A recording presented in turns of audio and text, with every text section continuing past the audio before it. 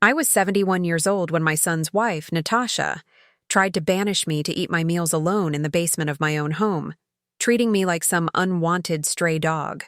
What she didn't know was that I had the original property deed locked away in my bedroom safe, documents that would soon wipe that smug smile off her perfectly painted face. Before we jump back in, tell us where you're tuning in from, and if this story touches you, make sure you're subscribed, because tomorrow I've saved something extra special for you. It started on a crisp October morning in Millbrook Heights, the kind of day when the maple leaves outside my kitchen window looked like they were dipped in gold. I'd been living in this house for 43 years, raised my son Marcus here, buried my husband Theodore from this very living room. Every creaking floorboard, every scuff mark on the hardwood, every crack in the foundation. This house wasn't just where I lived. It was my life, my history, my everything. But according to Natasha, I was nothing more than an inconvenient old woman cluttering up their space. "Vivian," she announced that morning, strutting into my kitchen in her designer yoga pants and perfectly curled blonde hair. "We need to discuss the new house rules. House rules. In my own home." I was stirring a pot of oatmeal on the stove, the same morning routine I'd followed for decades. The kitchen still smelled like the cinnamon rolls I'd baked the night before, Marcus's favorite since he was 7 years old. But Natasha wrinkled her nose like I was cooking garbage. "From now on," she continued, pulling out her phone and reading, "from what looked like a prepared list, family dinners are for immediate family only. That means Marcus, myself, and the children. You'll take your meals in the basement dining area we've prepared for you." The basement dining area, a folding table next to the washing machine that she'd set up the week before, claiming it was a cozy breakfast nook for when I wanted privacy. "Natasha, this is my—" "Your what?" Her voice turned sharp, cutting through the morning air like a blade. "Vivian, let's be realistic here. Marcus pays the mortgage, Marcus pays the utilities, Marcus puts food on this table. This is his house. Now, you're living here out of the goodness of our hearts, the goodness of their hearts." I almost laughed, but the sound caught in my throat. Marcus appeared in the doorway, already dressed in his crisp business suit, scrolling through his phone, with the same distracted expression he'd worn since childhood, whenever there was conflict he didn't want to deal with. My son, 6 feet tall, successful insurance adjuster, father of 2 beautiful children, still avoiding confrontation just like when he was 8 years old. "Mom, Natasha's just trying to create some structure around here," he mumbled without looking up from his screen. "The kids need routine. Maybe eating separately would be better for everyone. Better for everyone." Those words hit me like a physical blow. I'd moved Marcus and his family into this house 3 years ago after their apartment building was sold and converted to condos. "Just temporarily," they'd said, "until we find something in our price range." But temporary stretched into permanent, and somehow along the way, I'd become the guest in my own home. Natasha smiled sweetly, the kind of smile that never reached her eyes. "I'm so glad you understand, Vivian. Family harmony is so important. Don't you think? Oh, and another thing, we'll be hosting Marcus's colleagues for dinner parties now that he's up for promotion. Important people. So on those evenings, it would be best if you stayed downstairs altogether. You understand?" I understood perfectly. I understood that in Natasha's perfect world, I was an embarrassment to be hidden away, an old woman whose presence somehow diminished their social standing. "What about breakfast?" I asked quietly. "Lunch? The basement setup will work fine for all your meals," she replied, already turning away. "Much more peaceful for you. No noise from the children, no interruptions. Really, Vivian, it's like having your own private apartment downstairs. My own private apartment." In the basement of the house I'd called home for over 4 decades, Marcus finally looked up from his phone. His face flushed with embarrassment, but not the kind that meant he was ashamed of his wife's behavior. The kind that meant he was embarrassed by having to deal with his mother's feelings. "Mom, it's not permanent," he said in that same tone he used to use when he broke something as a child and wanted to minimize the consequences.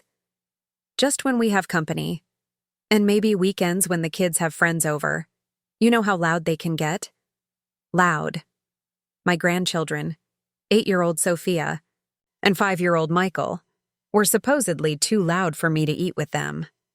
The same children I'd read bedtime stories to every night until Natasha decided their schedule needed to be optimized. As I watched my son and his wife walk away, already discussing their dinner party plans and guest lists, something cold settled in my chest. Not sadness. I'd moved past sadness months ago. Not anger either, though that would come later. It was something harder and sharper. It was clarity. I turned back to my oatmeal, stirring slowly, methodically, while my mind raced. 43 years in this house. 43 years of mortgage payments, property taxes, renovations, repairs. 43 years of building equity, maintaining the foundation, nurturing the garden that Natasha now called her landscaping project. From upstairs, I could hear Natasha on the phone with one of her friends, her voice carrying down through the vents. It's so stressful having her underfoot all the time. She acts like she owns the place, but Marcus is handling it. We're setting boundaries. Setting boundaries. In my house. I walked to my bedroom and opened the small fireproof safe Theodore had installed behind our wedding photo. Inside, beneath insurance papers and old tax returns, lay a manila envelope that I hadn't touched in years. Property deed. Theodore and Vivian Richardson. Purchased October 15th, 1981. My name. Not Marcus's, not Natasha's. Mine. And it was time. They learned exactly what that meant. Preparing and narrating this story took us a lot of time, so if you are enjoying it, subscribe to our channel. It means a lot to us. Now back to the story. Before I became the unwanted stranger in my own home, I was Vivian Richardson, respected librarian, devoted wife, and the woman who single-handedly held this family together through every storm life threw our way. For 37 years. I worked at the Millbrook Heights Public Library, starting as a part-time assistant when Marcus was just a toddler and eventually becoming head librarian. I knew every family in town, helped 3 generations learn to read, and organized community events that brought neighbors together. When the city council wanted to cut the library's budget in 2018, I rallied the entire community to save it. The local newspaper called me the heart of Millbrook Heights, but none of that mattered to Natasha. This house on Elmwood Avenue wasn't just a building. It was Theodore's and my dream made real. We bought it in 1981 when Marcus was only 3 years old, stretching every dollar we had for the down payment. Theodore worked double shifts at the railroad while I took evening classes to finish my library science degree. We painted every room, ourselves, planted the oak tree in the front yard with our bare hands, and spent weekends at garage sales hunting for furniture we could afford. The kitchen where Natasha now made her house rules was where I'd taught Marcus to crack eggs without getting shells in the bowl. The living room she'd claimed as her entertainment space was where Theodore and I had slow danced to oldies while baby Marcus clapped from his high chair. The basement she wanted to banish me to was where Theodore had spent countless hours, building the most beautiful toy chest for our son, sanding and staining every piece with the patience of a man who understood that love lived in the details. Marcus had been everything to us. Our miracle baby after 3 miscarriages that nearly broke my heart. Theodore used to joke that our boy came into the world determined to make up for all the quiet years before him. He was curious about everything, always asking why and how, until I'd run out of answers and have to take him to the library to find more books. I was the mother who never missed a school play, even when it meant leaving work early. I was there for every scraped knee, every nightmare, every triumph and disappointment. When Marcus wanted to play baseball but we couldn't afford the equipment, I worked extra hours reshelving books to buy his first glove. When he struggled with math in 4th grade, I sat at this very kitchen table every night helping him with homework until concepts finally clicked. I was also the mother who made sacrifices look effortless. When Theodore lost his job during the recession of 2008, quietly sold my grandmother's pearl necklace, the only valuable thing I owned, to help cover the mortgage. Marcus never knew. When he wanted to go to summer camp with his friends, but the fee was beyond our budget, I took on weekend cataloging work for 3 neighboring libraries. Again, he never knew the cost. After Theodore passed 4 years ago from a sudden heart attack, this house became my sanctuary and my burden. The mortgage was paid off, but the loneliness was crushing. The silence in rooms that had once echoed with laughter and conversation felt like a weight pressing down on my chest. I'd talk to Theodore's photo every morning, updating him on the weather, the neighbors, anything to hear a voice in the house, even if it was just my own. When Marcus called to tell me he and Natasha were being evicted from their apartment, my heart actually lifted. "Come stay with me," I'd said immediately. "There's plenty of room, and the children need stability." At first, it felt like a blessing. Little Sophia would curl up next to me on the couch while I read her stories, just like I used to do with Marcus. Michael would help me in the garden, mostly by digging holes in random places and presenting me with wilted dandelions like they were prize roses. The house felt alive again, filled with the sounds of family. Marcus seemed genuinely grateful those first few weeks. He'd hug me tight and say, "Mom, I don't know what we'd do without you. This is just what we needed." He helped with grocery shopping, took out the trash without being asked, and even fixed the squeaky hinge on the pantry door that had been driving me crazy for months. But Natasha's gratitude had an expiration date. It started with small comments. "Vivian, we really need to update this kitchen. These cabinets are so dated." Or, "The children's bedroom walls are such a dreary color. I'm thinking something more modern, more cheerful." She'd flip through home decorating magazines at my kitchen table, circling expensive renovations like we were already planning them. Then came the suggestions about my lifestyle. Maybe I could start eating dinner a little later so the children could have their meals without distractions. Maybe I could do my laundry on different days to avoid conflicts with her schedule. Maybe I could move my morning coffee routine too after they left for work so the kitchen would be available for their breakfast preparations. Each suggestion was delivered with a sweet smile and framed as being considerate of my needs. "I just want you to be comfortable, Vivian. We don't want you to feel like you have to accommodate us." But accommodation was exactly what she was demanding.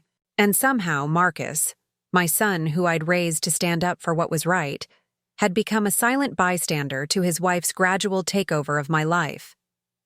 The woman who had once been the heart of Millbrook Heights was slowly being erased from her own home, one consideration at a time.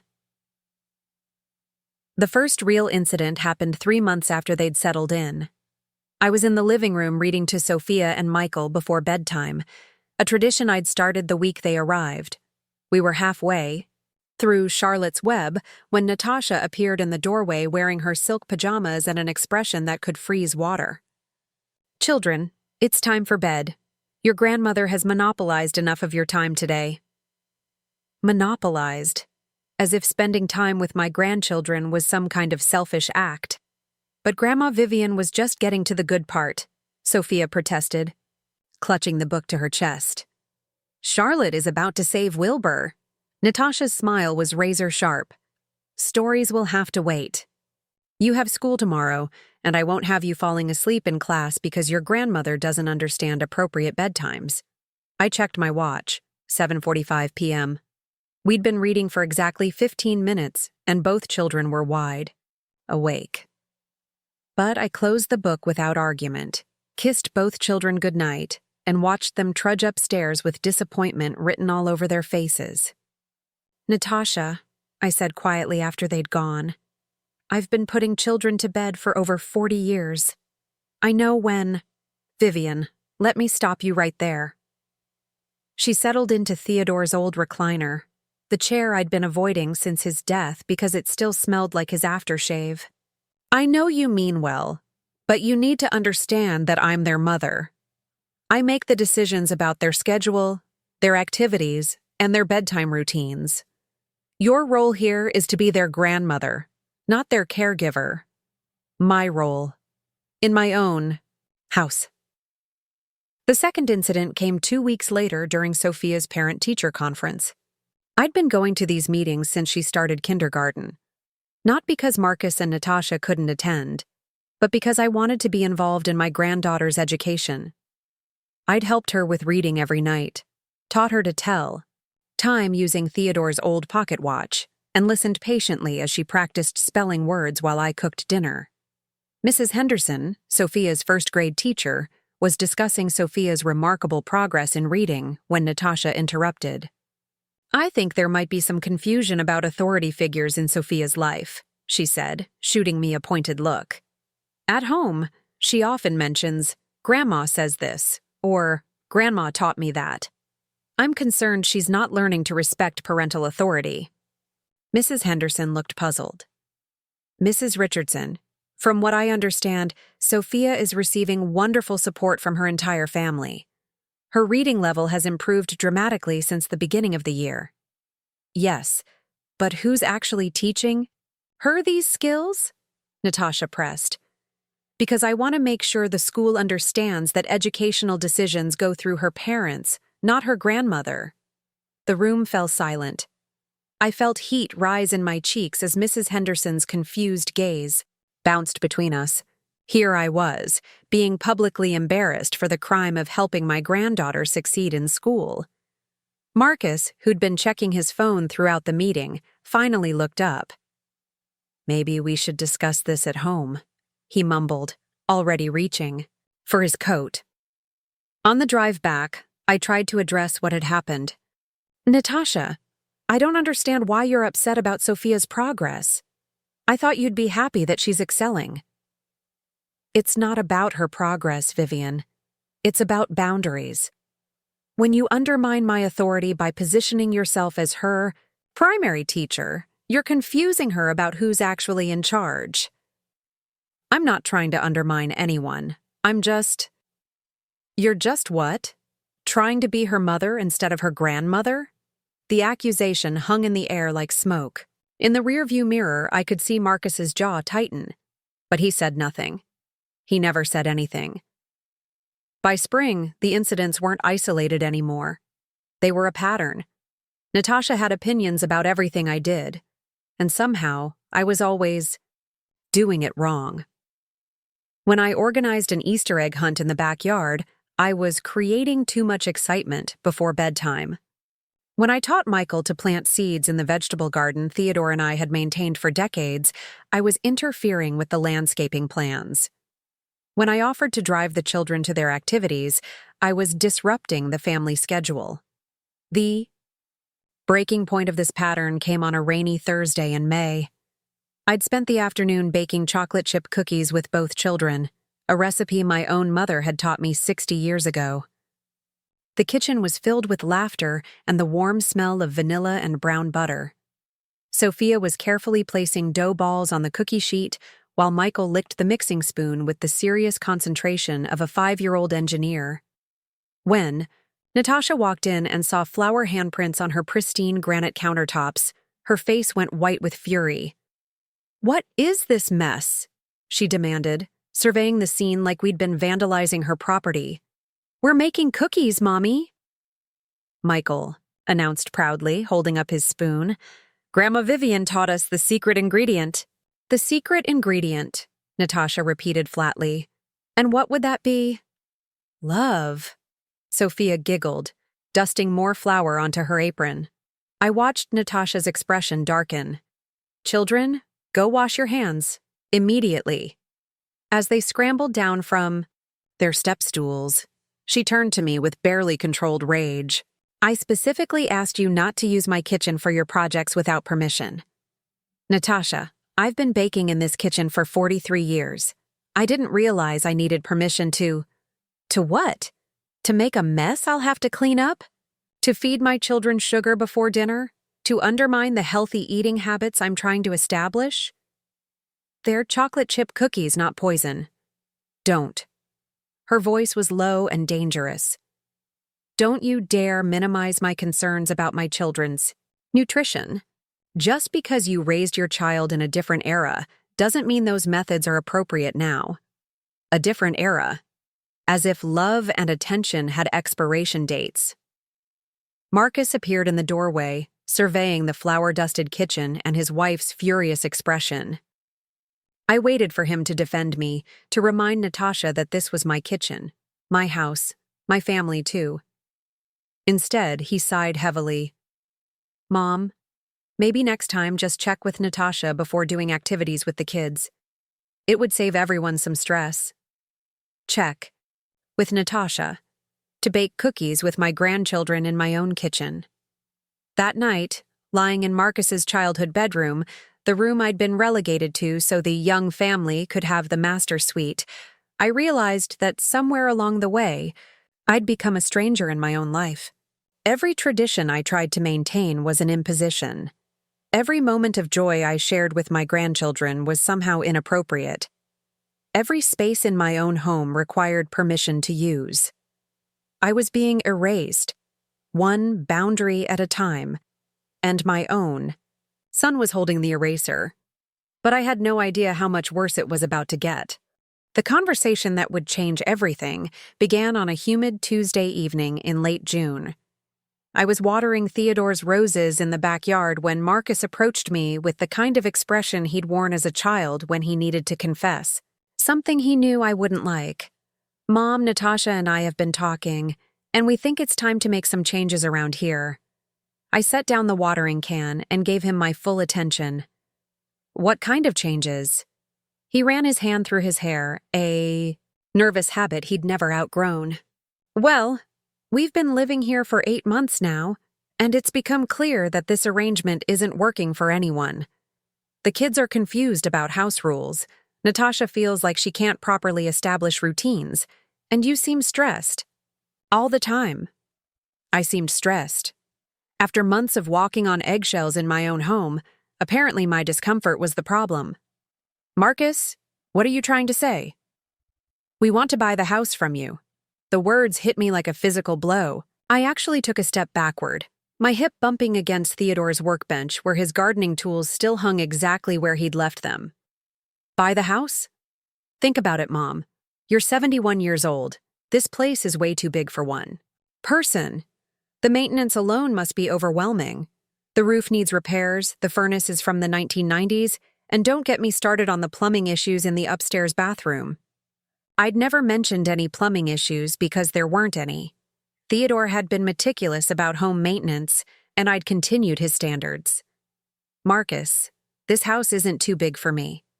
It's my home. But is it really practical? Natasha's voice came from behind me. I turned to find her standing in the doorway, arms crossed, wearing that patient expression she used when explaining things to the children. Vivian, you're not getting any younger. What happens when you can't manage? The stairs anymore? Or when you have a medical emergency and there's no one here to help? I'm perfectly healthy, and I've been managing these stairs for 43 years. For now, she said pointedly. But what about 5 years from now? 10 years? Wouldn't it be smarter to make this transition while you can still enjoy the benefits? Benefits. As if losing my home would somehow improve my life. Marcus pulled out his phone and showed me a real estate listing. Look, we found this beautiful senior living community in Clearwater Springs. It's only 20 minutes away, so we'd visit all the time. They have activities, meal service, housekeeping. You'd never have to worry about maintenance again. Clearwater Springs. I knew the place. It was where Margaret Connolly had moved after her daughter convinced her to sell the family farm. Margaret lasted 6 months before dying of what the doctors called heart failure, but what everyone in town knew was a broken heart. The best part, Natasha added, settling into one of the patio chairs like she was about to present a business proposal, is that we can keep everything in the family.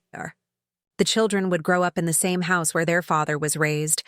There's beautiful symmetry to that, don't you think? Beautiful symmetry. She made it sound like poetry instead of theft. Have you gotten an appraisal? I asked quietly. Marcus nodded eagerly. We had Peterson Realty come out last week while you were at your book club. The market's really strong right now. They estimated the value at $340,000. $340,000. For the house Theodore and I had bought for $47,000 and spent decades improving with our own hands. For the garden where I'd taught Marcus to plant his first seeds. For the kitchen where 3 generations of my family had shared meals and stories and dreams. Of course, Natasha continued, we'd want to handle this as a family transaction. No real estate commissions, no lengthy closing process.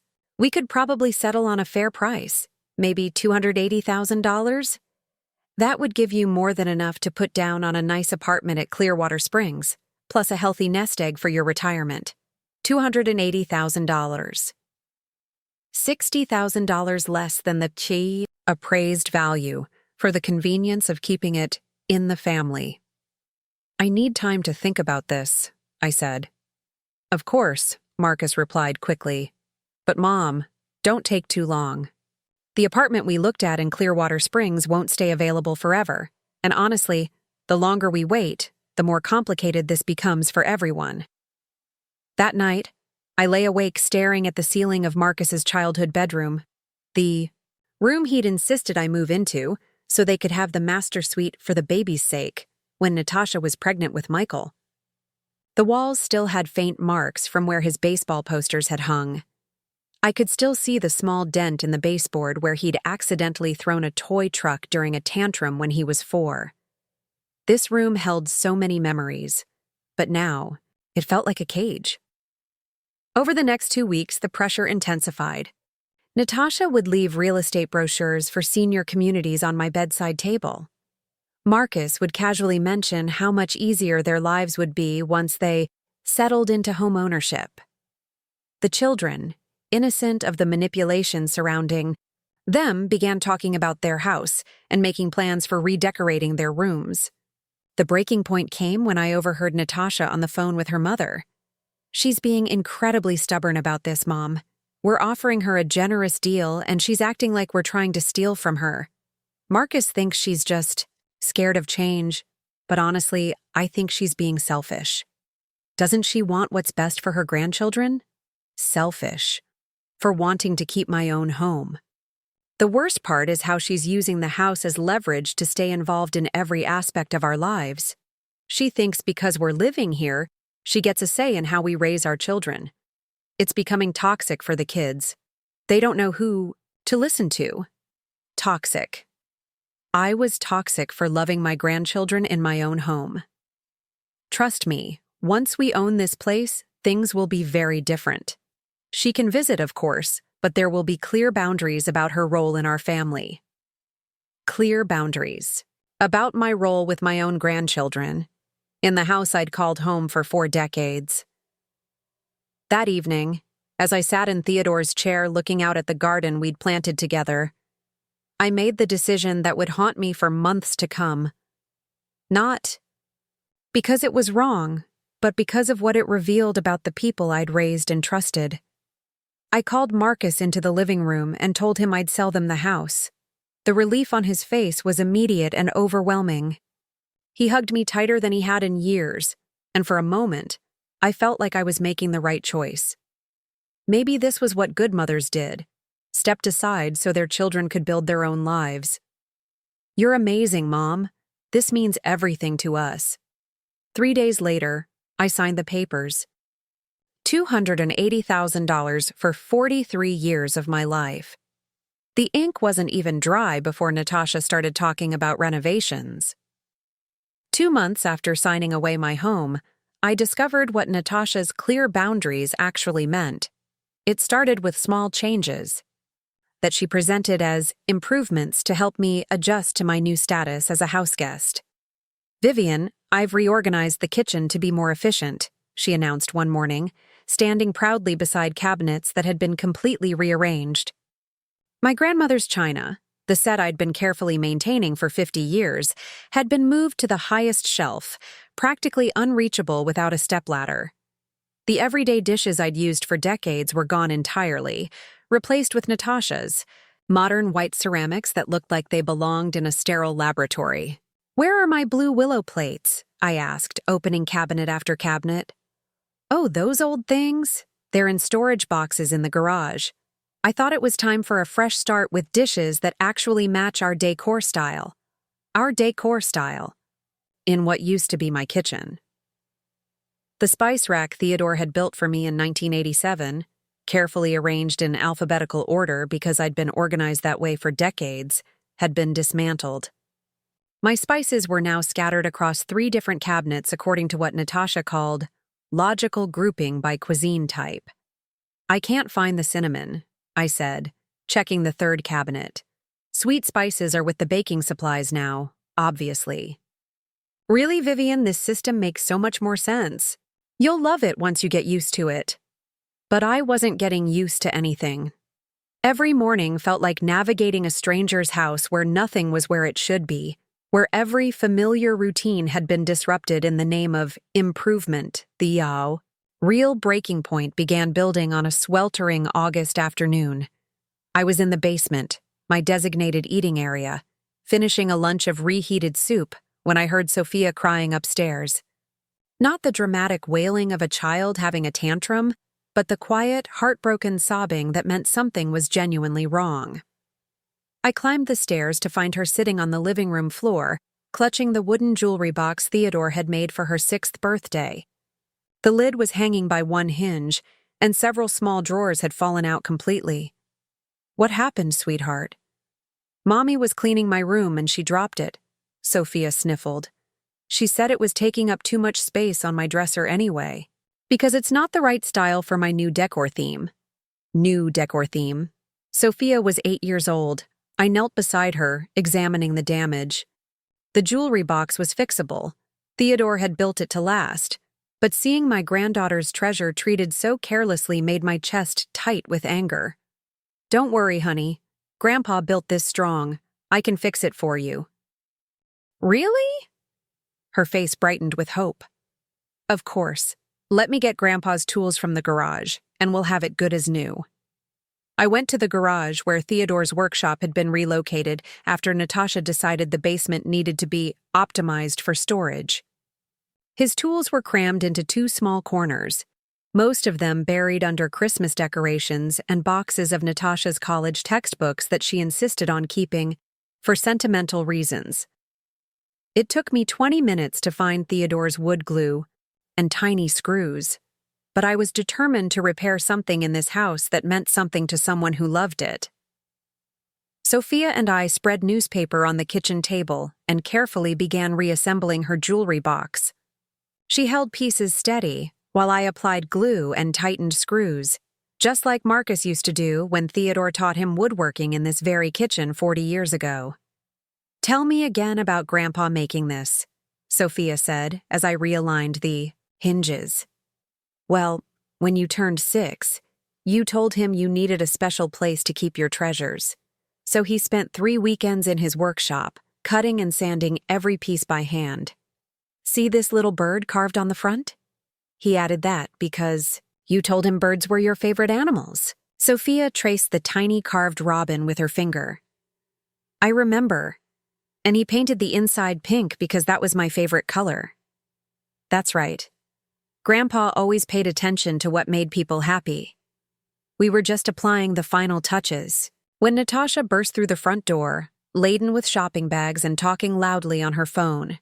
She stopped mid-sentence when she saw us at the kitchen table. "I'll call you back," she said into the phone, then turned to us with barely controlled fury. "What is this mess?" "Grandma Vivian fixed my jewelry box," Sophia announced proudly. "Look, it's almost good as new." Natasha's eyes swept over the newspaper, the tools, the small container of wood glue, and her expression darkened like storm clouds gathering. "Sophia, go to your room. Now." "But Mommy, Grandma isn't finished." "Now, Sophia." my granddaughter, looked confused and hurt, but she obeyed, trudging upstairs with her shoulders slumped in defeat. The moment Sophia was out of earshot, Natasha exploded. "How dare you make this mess in my kitchen without asking permission? And how dare you undermine my parenting decisions?" "Natasha, I was just helping Sophia repair something that got broken. There's no mess." "No mess?" She gestured wildly at the newspaper and tools. "You've turned my kitchen table into a workshop. And you're teaching my daughter that when I make decisions about her possessions, she can just run to Grandma to fix things behind my back." Her jewelry box was broken. I was helping her. "You were teaching her to disrespect my authority. When I decide something needs to go, that decision doesn't get overruled by you." The word "go" hung in the air between us. She hadn't been cleaning Sophia's room. She'd been purging it of things that didn't fit her vision. "Natasha, that jewelry box is special to Sophia. Her grandfather made it." "Her grandfather is dead, Vivian. Dead people don't get votes in how I decorate my house or raise my children." The cruelty of those words hit me like a slap. In my peripheral vision, I saw Marcus appear in the doorway, drawn by the shouting. But he just stood there watching like this was a television program that didn't concern him. "Theodore may be gone," I said quietly. "But the things he made with love don't deserve to be thrown away." "Love?" Natasha laughed, a harsh sound that echoed off the kitchen walls. "You want to talk about love? Let me tell you what love actually looks like, Vivian. Love is putting your family's needs ahead of your own nostalgia. Love is accepting that your role in this household has changed and adjusting accordingly." "My role? In the house I lived in for 43 years? "The house you sold, Vivian. The house that belongs to us now. Which means our rules, our decisions, our way of life. If you can't accept that, then maybe you need to seriously consider whether this arrangement is working for anyone." The threat was clear. Accept complete subjugation or leave. I looked at Marcus, waiting for him to say something, anything, to defend the woman who had raised him and sacrificed everything for his happiness. He looked at his shoes. "Marcus?" I said quietly. He finally met my eyes. And what I saw there broke something inside me that would never fully heal. It wasn't anger or disagreement. It was embarrassment. He was embarrassed by me. His own mother had become an inconvenience he wished would just quietly disappear. "Mom," he said with a heavy sigh, "maybe you could just ask before using the kitchen for projects. It would save everyone some stress. Ask permission to help my granddaughter in the kitchen where I'd cooked thousands of meals for the man standing in front of me." That night, I sat in the basement at my folding table, eating a microwaved dinner, while the family I'd sacrificed everything for laughed together upstairs in the dining room I was no longer welcome to use.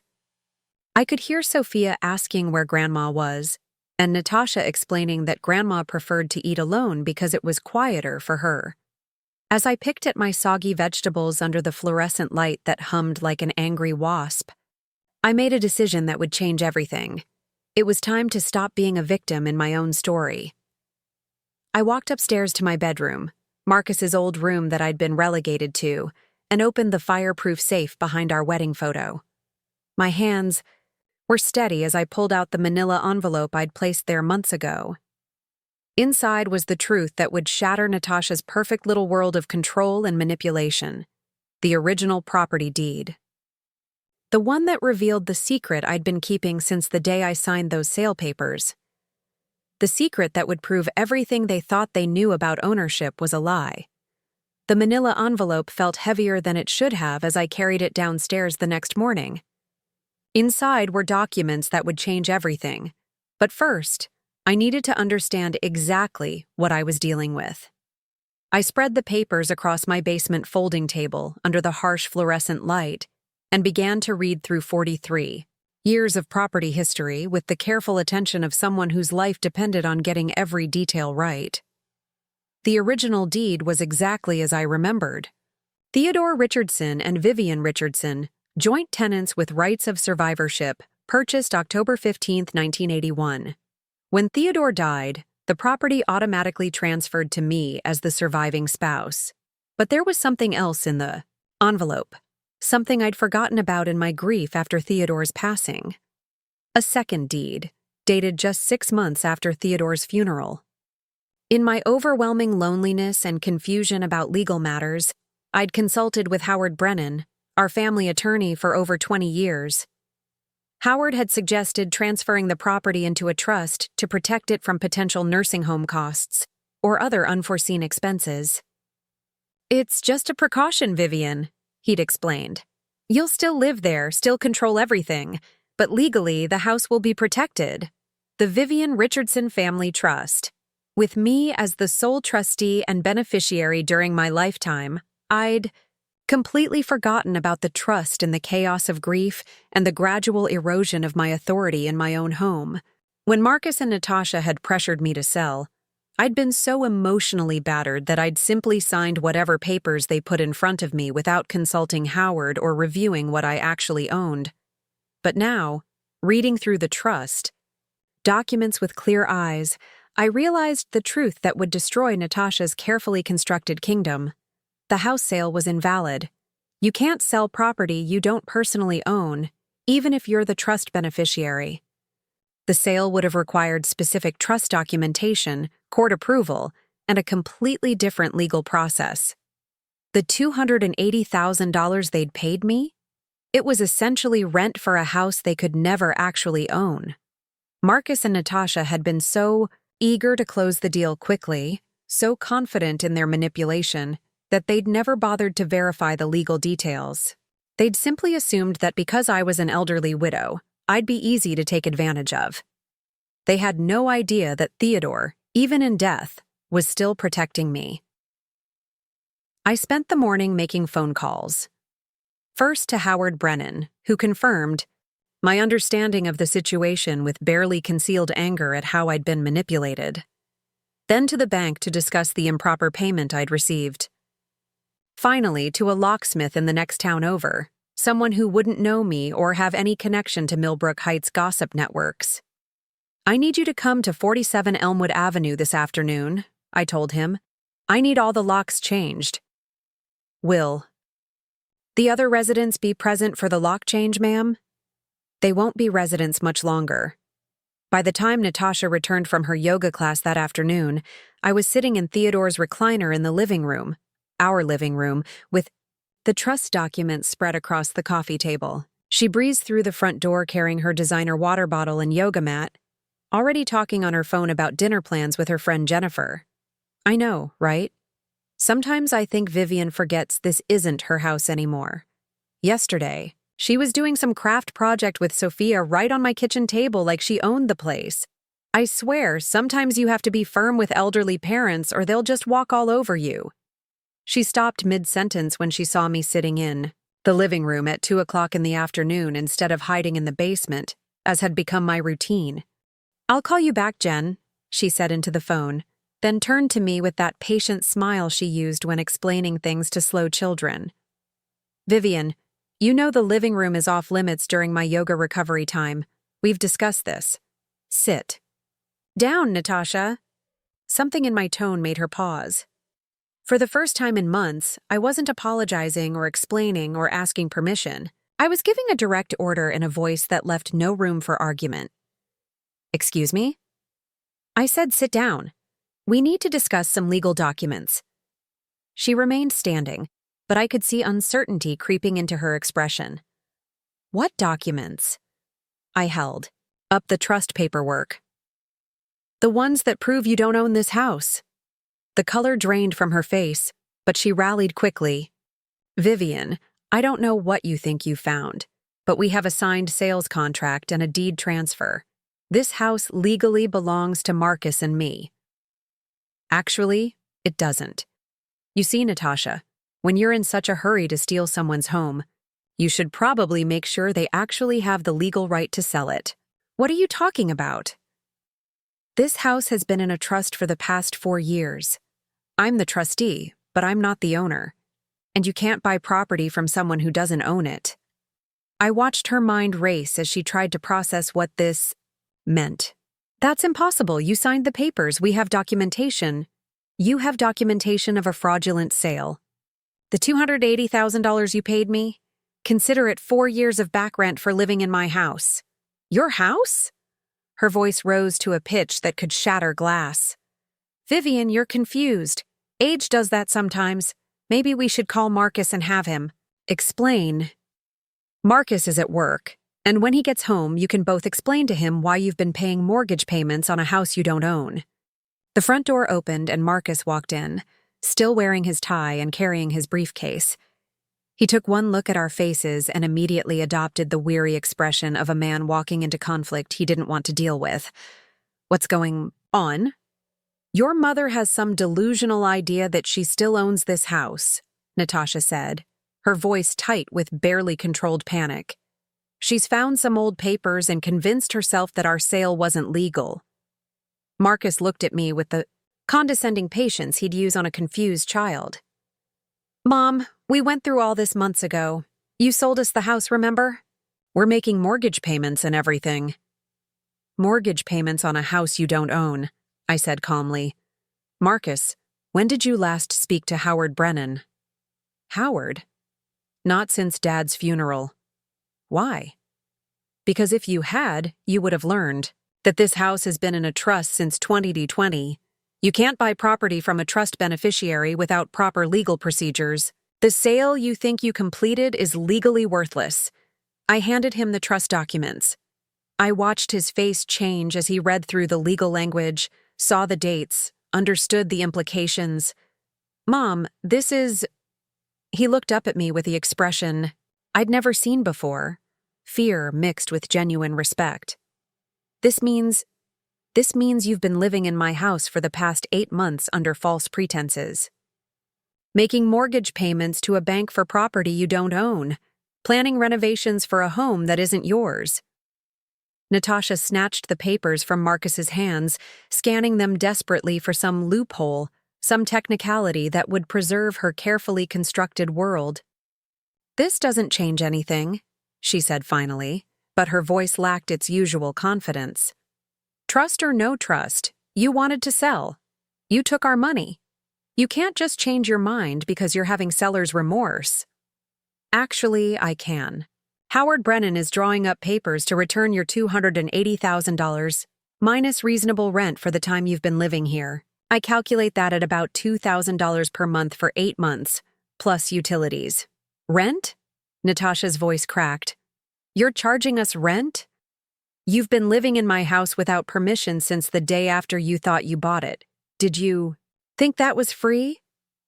Marcus was still staring at the trust documents like they were written in a foreign language. Mom, we put that money down in good faith. We've been making improvements, planning renovations to my house without my permission, installing your belongings in my space, banishing me to the basement of my own home. I stood up and walked to the front window, looking out at the garden Theodore and I had planted together. But that's all over now. What do you mean, over? Natasha demanded. I turned back to face them, and for the first time in months, I felt like myself again. Not the apologetic, diminished version of Vivian they'd been systematically destroying, but the woman who had raised a family, run a library, and survived everything life had thrown at her. I mean, you have 30 days to find somewhere else to live. The silence that followed was deafening. Natasha opened and closed her mouth like a fish out of water. Marcus looked like someone had just told him gravity was optional. You can't be serious, Natasha whispered. I'm completely serious. 30 days. That's more notice than you gave me when you decided I wasn't welcome at my own dining table. But what about the children? Marcus asked desperately. Sophia and Michael are settled here. This is their home. Their home is wherever you and Natasha decide to live. Just like you decided this wasn't my home anymore. I picked up the trust documents and headed toward the stairs. Oh, and Natasha? I had the locks changed this afternoon. Your key won't work anymore. I'll expect you to return it by tomorrow morning. You changed the locks? She was practically shrieking now. This is insane! Marcus, do something! But Marcus was still staring at the trust papers, finally understanding that his mother wasn't the confused old woman he could manipulate and dismiss. I was the legal owner of the house he'd thought he was stealing, and I'd just outmaneuvered both of them with documents they'd been too arrogant to check. As I climbed the stairs to my bedroom, the master bedroom I was moving back into that very night, I could hear Natasha's voice rising in panic and Marcus's voice trying to calm her down. They were scrambling, realizing that all their careful plans had just crumbled like a house of cards. For the first time in months, I smiled as I fell asleep in my own bed, in my own house, protected by laws they'd never bothered to understand, and a husband who was still taking care of me even from beyond the grave. Tomorrow, I would start reclaiming everything they'd taken from me. But tonight, I slept peacefully in the knowledge that justice, however delayed, was finally being served. The next morning, I woke up in my own master bedroom for the first time in over a year. Sunlight streamed through the lace curtains, Theodore, and I had chosen together in 1995, and for a moment I allowed myself to simply enjoy the feeling of being exactly where I belonged. The house was unusually quiet. No sounds of Natasha's morning routine or the children getting ready for school. When I went downstairs to make coffee in my restored kitchen, I found a hastily scrawled note on the counter. Vivian, we're staying at my mother's house while we figure this out. The children's school pickup schedule is attached. We'll be back to discuss this situation when we've consulted our own attorney. Natasha. Our own attorney. As if Howard Brennan, who had been handling our family's legal matters since before Marcus was born, was somehow biased against them rather than simply honest about the law. I made my coffee using my grandmother's china cup, retrieved from its exile in the highest cabinet, and sat at my kitchen table to plan my day. For the first time in months, I didn't have to tiptoe around someone else's schedule or ask permission to use my own space. The liberation was intoxicating. My first call was to Sophia and Michael's school. As their grandmother and the homeowner, where they'd been living, I had every right to know their status and ensure their well-being during this transition. Mrs. Richardson, this is Principal Martinez from Millbrook Elementary. I was actually hoping to speak with you. We had some unusual pickup arrangements yesterday, and I wanted to make sure everything was all right with the family. Everything is fine, Principal Martinez. There have been some changes in living arrangements, but the children are safe and cared for. They're staying with their maternal grandmother temporarily while their parents sort out housing. I see. Well, if you don't mind me saying, both Sophia and Michael have seemed a bit stressed lately. Sophia, in particular, has been asking her teacher when she'll see Grandma Vivian again. I hope this situation resolves quickly for their sake. The knowledge that my grandchildren were asking for me, even while their mother tried to keep us apart, strengthened my resolve. This wasn't just about property ownership or legal technicalities.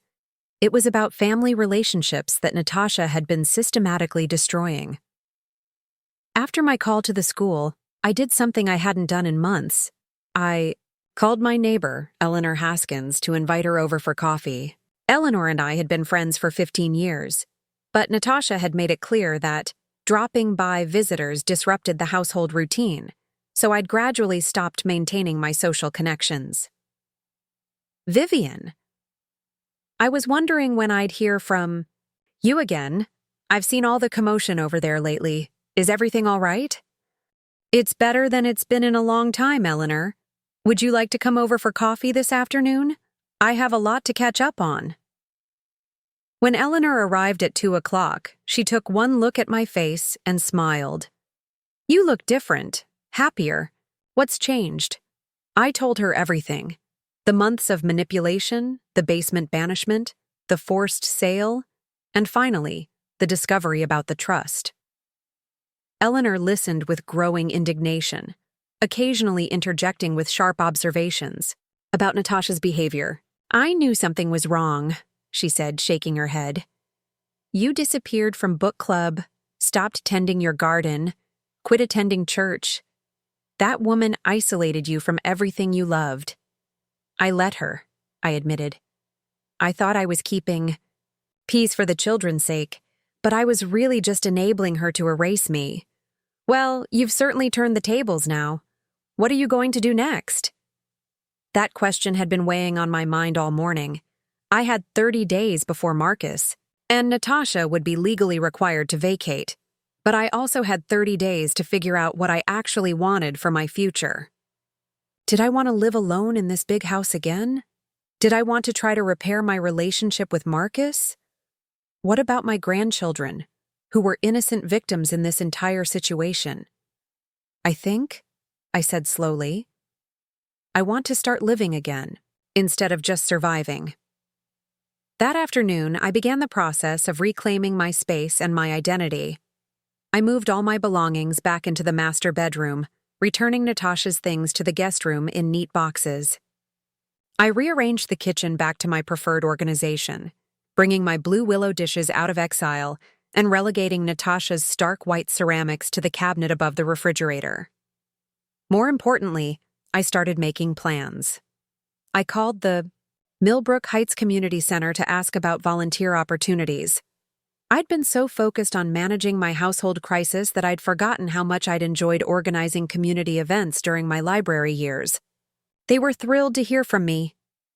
Mrs. Richardson, we've missed you terribly. Are you available to help coordinate our Thanksgiving food drive? And we desperately need someone to restart the senior book club. So many people have been asking about it. I'd love to help with both. When can we meet to discuss details? I also called my doctor to schedule a complete physical, something I'd been putting off while living under Natasha's constant stress. At 71, I wanted to make sure I was in good health and capable of living independently for years to come. The most difficult call was to Marcus. I'd been debating whether to reach out or wait for him to contact me, but I decided that as his mother, I owed him the opportunity to have an honest conversation about what had happened and where we went from here. Mom? His voice was strained when he answered. I was hoping you'd call. We need to talk about this situation. Yes, we do. Would you like to come to the house this evening? Without Natasha. I think we need to have a private conversation. There was a long pause. Mom, Natasha is my wife. We're a team. I can't just... Marcus, you've been hiding behind Natasha for months while she systematically destroyed my life. If you want to have any chance of salvaging our relationship, you need to face me alone and take responsibility for your own choices. Another pause. All right, I'll come by after work. When Marcus arrived that evening, he looked exhausted and older than his 45 years. He sat across from me at the kitchen table where I'd helped him with homework countless nights, and, for a moment, I could see the little boy who used to confide all his troubles to his mother. Mom, I need you to understand. We never meant for things to get so out of hand. Marcus, let me stop you right there. This isn't about things getting out of hand. This is about deliberate choices you and Natasha made to manipulate and exploit. Me? That's not how it was. Natasha was just trying to create structure and boundaries. Natasha was trying to erase me from my own life, and you helped her do it. Do you remember the night she told me that dead people don't get votes and how she raises her children? Marcus winced. She was upset. She didn't mean... She meant every word. And you stood there and let her say it. Just like you stood there and let her banish me to the basement. Just like you stood there and watched her break Sophia's jewelry box without caring how much it meant to your daughter. Mom, please. I know. We made mistakes, but we can fix this. Natasha realizes now that she was too controlling. She wants to apologize and start over. Start over? Marcus, do you understand what you've put me through? For months, I lived like a prisoner in my own home. I ate meals alone in the basement while my family laughed together upstairs. I was forbidden to spend time with my grandchildren without permission. I was treated like an unwanted burden instead of the woman who raised you and sacrificed everything for your happiness. Tears started rolling down his cheeks. I know. I'm sorry. I should have stood up for you. I should have stopped it before. It went so far. Yes, you should have. But Marcus, I need you to understand something crucial. This isn't about the house or the money or even Natasha's behavior. This is about the fact that when it mattered most, you chose to be a coward instead. Of being my son? The words hung in the air between us like a chasm that might never be bridged. What do you want from me, Mom? How do I fix this? You start by taking full responsibility for your choices instead of blaming circumstances or other people. You acknowledge that you failed as a son, not just as a homeowner. And you understand that rebuilding trust isn't about apologies. It's about consistent actions over time. And what about Sophia and Michael? They love you. They don't understand why Grandma disappeared from their lives. This was the part that broke my heart. Your children are innocent in all of this, Marcus. My fight is with you and Natasha, not with them. But I won't allow their mother to use them as weapons against me anymore. What does that mean? It means that if you want me to have a relationship with my grandchildren, you need to set clear boundaries with your wife about how I'm treated and respected. It means Sophia and Michael can visit me here, in my home, without Natasha's supervision or manipulation. And it means you need to decide whether you're going to be a husband who enables abuse or a father who protects family relationships. Marcus was quiet for a long time, staring at his hands folded on the table. I don't know if I can do that, he said finally. Natasha she's very strong-willed. She doesn't compromise easily. Then you've made your choice, haven't you? He looked up at me with red-rimmed eyes.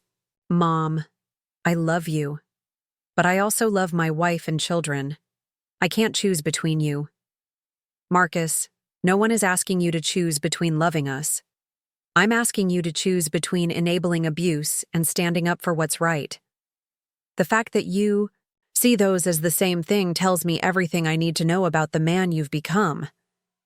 After he left that night, I sat in Theodore's chair and cried, not from sadness, but from a strange mixture of grief and relief.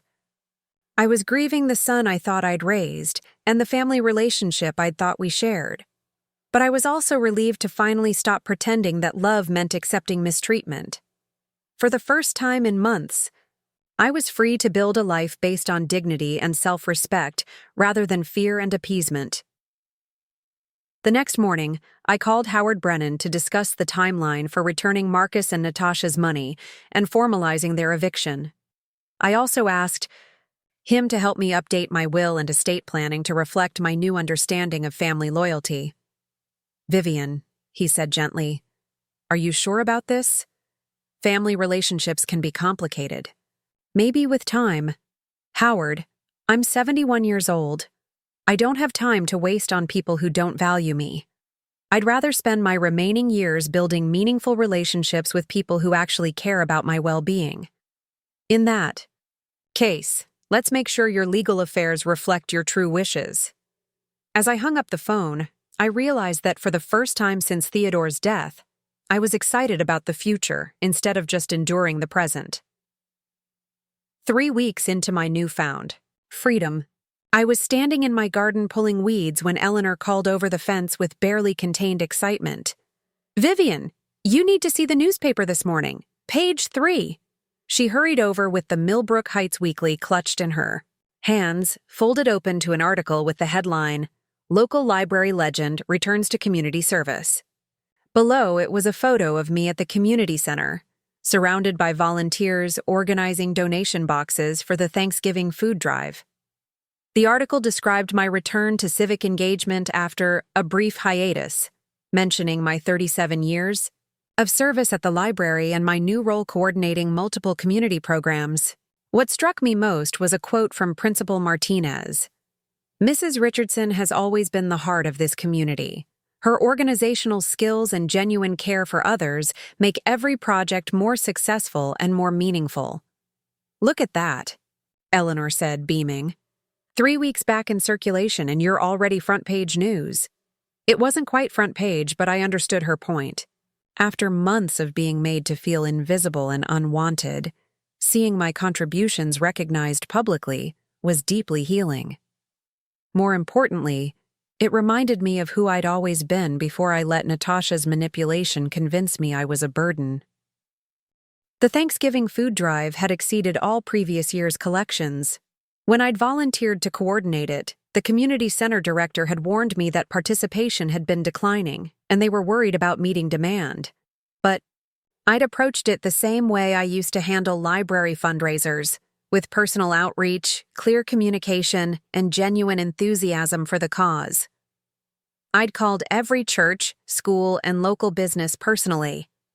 I'd organized pickup schedules for elderly donors who couldn't transport items themselves. Most importantly, I'd created a system that made people feel valued for their contributions rather than just asked for their donations. Mrs. Richardson, said Jenny Martinez, the young woman who managed the center's social programs, you've brought in more food and volunteers than we've had in 5 years. How did you do it? I remembered that people want to help when they feel connected to the cause and appreciated for their efforts, I'd explained. Most of the time, volunteers quit because they feel taken for granted, not because they don't care about the mission. Word of the food drive's success spread quickly through Millbrook Heights. By the following week, I was getting calls from 3 different organizations asking for help with their own programs. The Historical Society wanted assistance reorganizing their archive system. The Senior Center needed someone to restart their monthly lecture series. The library, my old workplace, wanted to know if I'd consider returning part-time to help with their digital transition project. The library call was especially meaningful. Sarah Chen, the current head librarian who had taken over after my retirement, was struggling with a state mandate to digitize historical records and create online community programming. Vivian, I know this is presumptuous, but would you consider coming back as a consultant? You understand this community better than anyone, and frankly, I'm drowning in bureaucracy. The state wants everything digitized by next summer, but they don't understand how to preserve the personal connections that make a small-town library special. I agreed to meet with her the following Tuesday. Walking back into the Millbrook Heights Public Library felt like coming home to a place that had been redecorated, but still held all the memories that mattered. The children's reading corner, where I'd hosted story time for 15 years. The reference desk, where I'd helped 3 generations research everything from genealogy projects to homework assignments. The community bulletin board that I'd maintained as the unofficial nerve center of local information.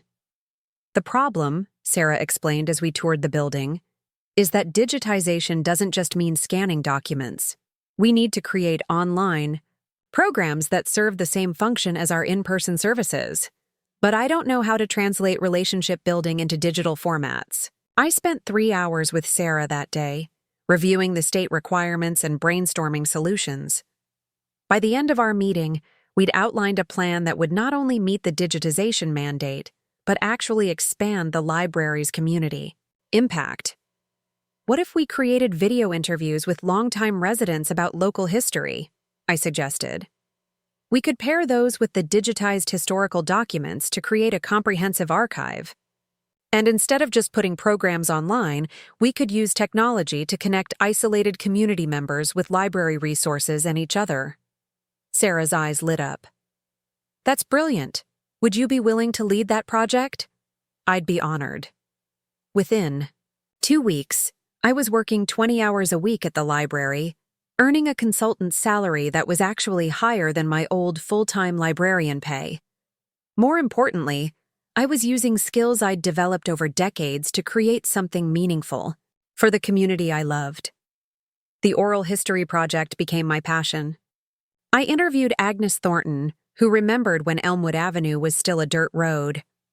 I recorded Bill Santos talking about the evolution of Millbrook Heights from farming community to suburban town. Most movingly, I spent an afternoon with Martha Webb, whose late husband had been Theodore's closest friend, sharing stories about the men who'd built so much of our neighborhood with their own hands. "You know, Vivian," Martha said as we wrapped up her interview, "Harold always said that Theodore was the smartest man he knew because he understood that true security comes from community, not just money. Theodore would be so proud to see you." Building connections like this. Each interview reinforced my growing understanding that my value had never been dependent on Marcus and Natasha's approval. I had skills, relationships, and knowledge that were genuinely valuable to people who appreciated them. The digital transition project was equally rewarding. We created online book clubs that connected homebound seniors with other readers. We developed virtual homework help sessions where retired teachers and professionals could mentor local students. We even established a digital neighborhood watch system where elderly residents could check in with each other daily through a simple app I helped design. The local newspaper featured the library's innovations in a multi-part series, with special recognition for the community connections we were fostering. The State Library Association invited me to present our model at their annual conference. Most meaningfully, community members started stopping me on the street to share how the programs had impacted their lives. "Mrs. Richardson," said David Park, a recent widower in his 80s, "that daily check-in program probably saved my life. When I didn't respond one morning, someone came to check on me and found me unconscious on my kitchen floor. If it hadn't been for your system, I might have died alone." These interactions reminded me daily that productive work isn't just about earning money. It's about using your abilities to make other people's lives better. My physical health improved dramatically during this period. The stress that had been causing chronic headaches and insomnia disappeared once I was no longer walking on eggshells in my own home. My appetite returned, and I started cooking elaborate meals again, not because someone demanded them, but because I enjoyed the creative process.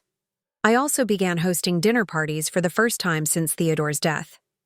Eleanor and her husband Jim became regular guests, along with other neighbors I'd grown closer to during my community work. We'd sit around my dining room table, the same table where I'd been forbidden to eat with my own family, sharing food and stories and laughter. "You know what I love most about these dinners?" Eleanor asked one evening as we were clearing dessert plates. "You're yourself again, not the apologetic, diminished version you became during those awful months, but the confident, generous woman we all remembered and missed." Her words brought tears to my eyes because they articulated something I'd been feeling, but couldn't quite name. I wasn't just reclaiming my house or my independence. I was reclaiming my identity as a person whose presence added value to other people's lives. The financial aspect of my new situation was equally satisfying.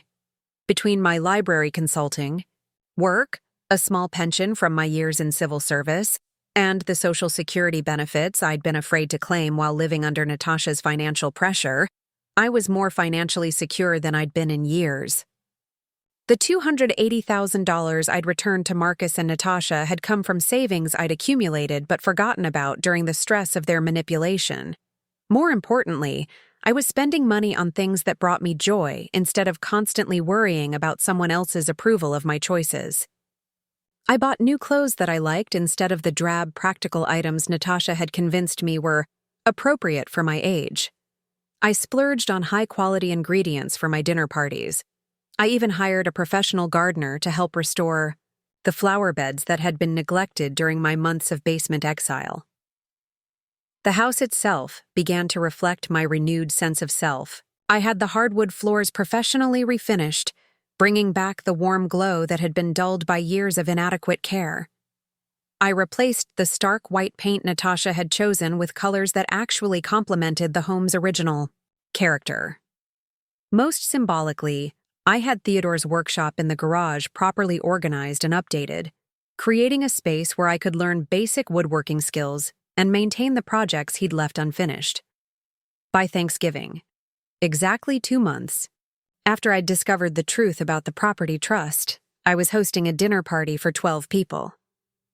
The table was set with my grandmother's china, The kitchen was filled with the aromas of dishes I'd perfected over decades, and my home was alive with conversation and laughter.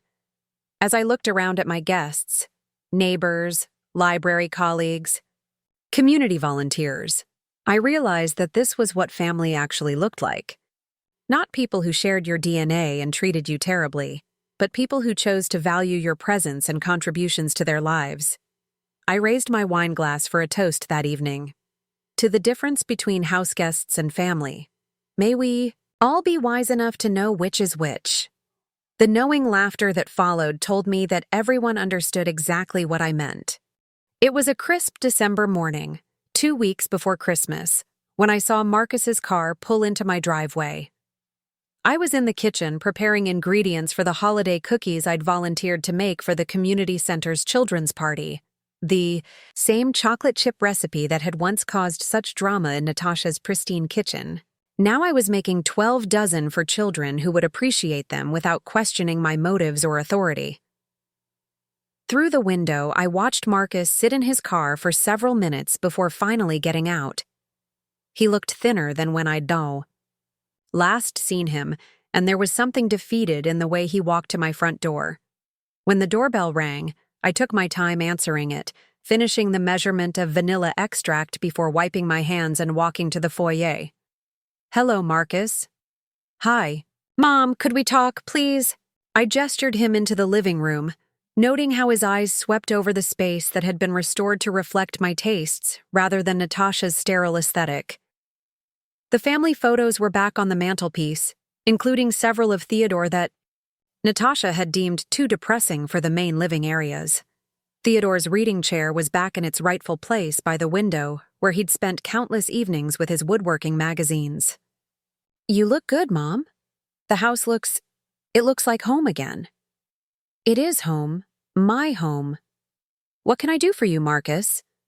He shifted uncomfortably, clearly struggling with how to begin whatever conversation he'd rehearsed in the car. "Mom, I need to tell you what's been happening since we moved out. It's been difficult." I waited without responding. I'd learned that silence often revealed more than questions. We're living with Natasha's mother in Springfield. It was supposed to be temporary, just until we found a place, but he ran his hand through his hair in that familiar gesture of stress. "The housing market is brutal right now.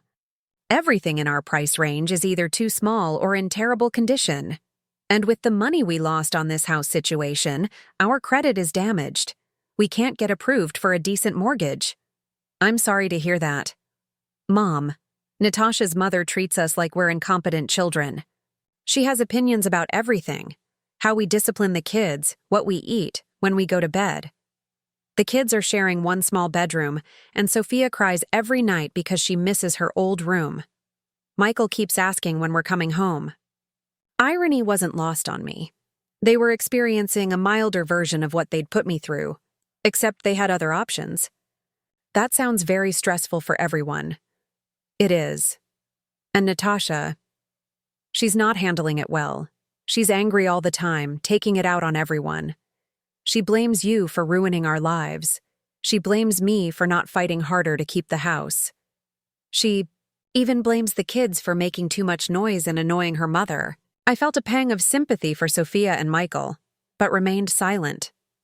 Marcus leaned forward, his voice taking on the pleading tone I remembered from his childhood when he wanted something he knew he probably shouldn't have. "Mom, I've been thinking about our last conversation, about what you said about taking responsibility and making different choices. I think you were right about some things." "Which things?" "About me not standing up for you. About letting Natasha control too much of our family dynamics. About being a coward when you needed me to be your son." The words sounded rehearsed, like he'd practiced them, but there was genuine pain in his voice. "I appreciate you saying that. Marcus, I want to make it right. I want us to be a family again." And there it was, the real reason for his visit. "What does that look like to you?" I was thinking, maybe we could work out some kind of arrangement. Not like before. I understand. Now that we crossed boundaries we shouldn't have crossed. But maybe we could rent the guest room and the children's room upstairs, just until we get back on our feet financially.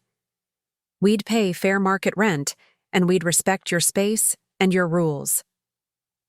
I studied his face carefully. What does Natasha think about this idea? His slight hesitation told me everything I needed to know.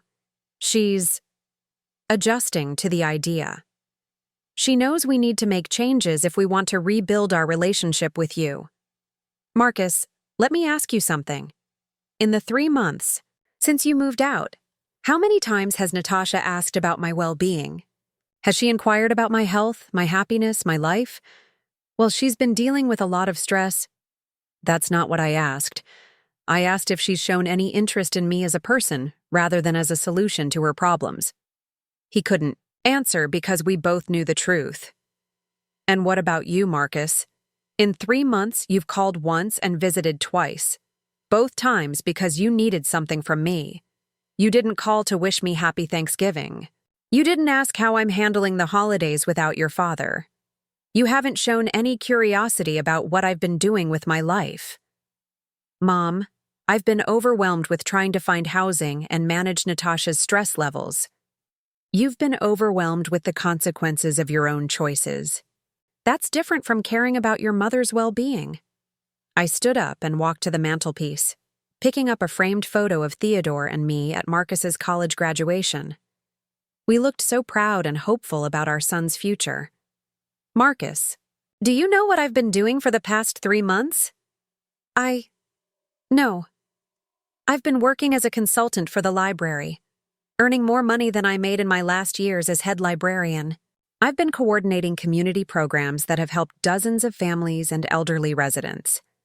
I've been hosting dinner parties and rebuilding friendships that your wife systematically destroyed. I've been living fully and joyfully for the first time since your father died.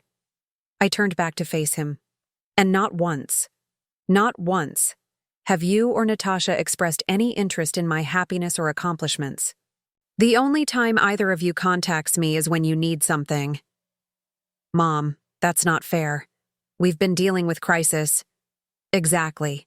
And when I was dealing with crisis, grieving your father, adjusting to loneliness, trying to help your family, while losing my identity in the process, where was your concern for my well-being?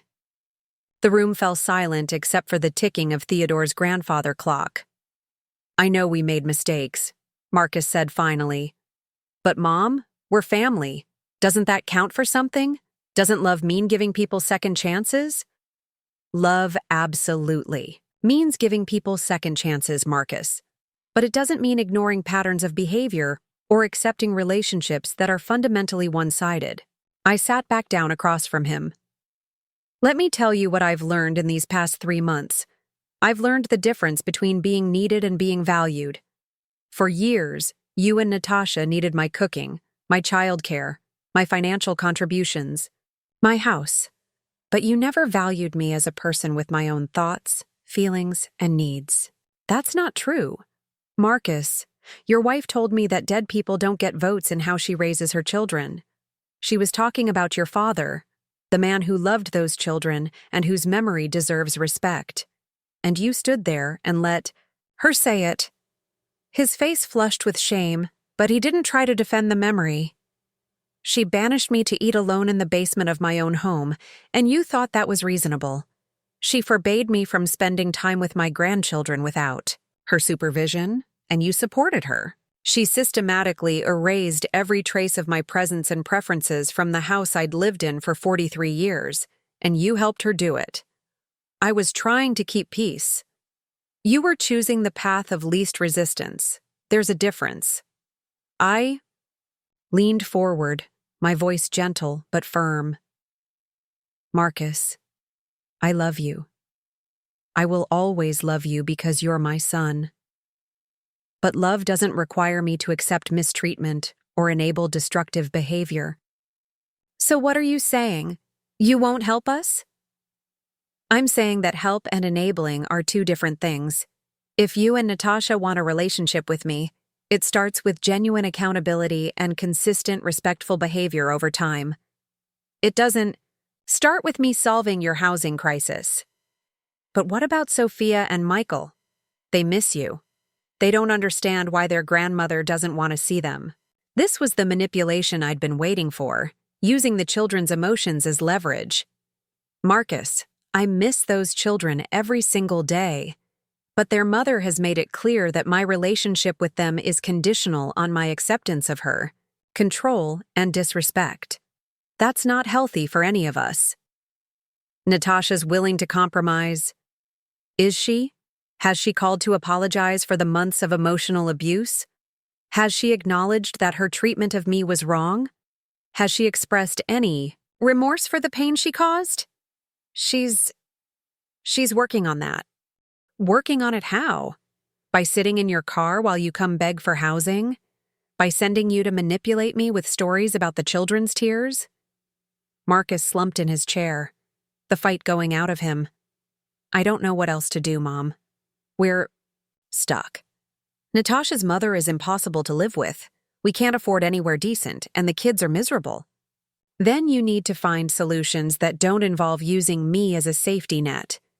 Get credit counseling. Look into rental assistance programs. Consider moving to a less expensive area. Take responsibility for the situation you created instead of expecting me to rescue you from the consequences.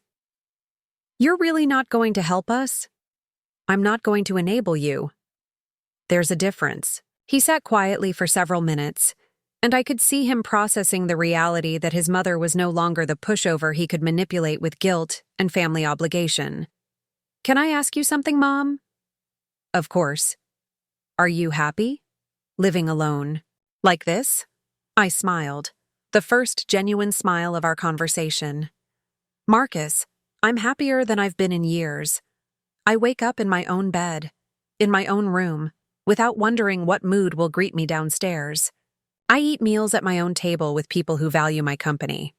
I spend my days using my skills to help people who appreciate my contributions. I go to sleep each night knowing that I'm living with dignity and self-respect. But don't you miss having family around? I miss having family around who treat me like family. I have a wonderful chosen family now, friends and community members who care about my well-being just as much as I care about theirs. Marcus stood up slowly, defeat written in every line of his body. I guess I'll go then. Marcus, wait. He turned back hopefully. I want you to understand something. My door is always open for a genuine relationship built on mutual respect and care. But I will never again accept being treated as a convenience rather than a person. When you and Natasha are ready to acknowledge the harm you caused and demonstrate real change over time, we can try to rebuild something meaningful. Until then, I'm going to keep living my life fully and happily. After he left, I returned to my cookie baking with a sense of peace I hadn't expected. The test had come, and I had passed it.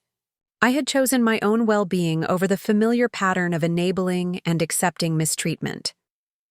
For the first time in our relationship, I had loved my son enough to refuse to rescue him from learning the lessons he needed to learn. 6 months passed after Marcus's visit, and I settled into a rhythm of life that felt both peaceful and purposeful. Spring arrived early that year, and I spent my mornings in Theodore's garden, planting vegetables and flowers with the same careful attention he'd always shown. The difference was that now I was gardening for my own joy rather than to maintain, something for ungrateful observers. The oral history project at the library had expanded beyond anything Sarah and I had originally envisioned. We'd recorded over 50 interviews with longtime residents, and the State Historical Society had contacted us about creating a model program for other small communities.